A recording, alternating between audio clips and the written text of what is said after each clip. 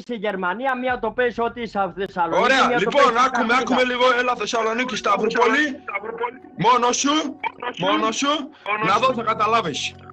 Ωραία, Σταυρούπολη, λοιπόν, επειδή τυχαίνει να είμαι κοντά, λοιπόν, και παίρνω το τρενάκι και σου έρχομαι. Σε 2 ώρες παίζουν πλατεία Σταυρούπολης.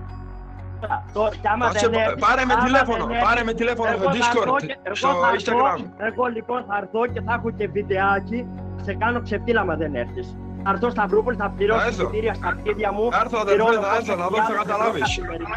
Λοιπόν, πληρώνω. Να δω θα καταλάβεις. Να δω θα καταλάβεις. Θα έρθω να δω τη μάπα σου που πουλάς ιστορίες, αυτό θέλω να δω μόνο. Εντάξει, Θα οκ. σου πω εγώ που τα βάζεις με κριτικό. Εγώ θα σου πω ποια είναι η Κρήτη και ποια είναι η ομάδα μου και η παρέα. Εγώ θα στο εξηγήσω το όνειρο. Ακαμπίτο, σταμάτα λίγο ρε, μη μιλά, Ακαμπίτο, κλείσει το μικρόφωνο ρε, κλείσει το μικρόφωνο.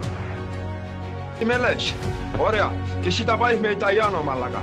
Πάμε στοίχημα φίλε ότι θα φέρω, άκουμε λίγο. Φέρε με εσύ όσα άτομα θέλεις από την Κρήτη, εγώ θα σε φέρω Ιταλούς.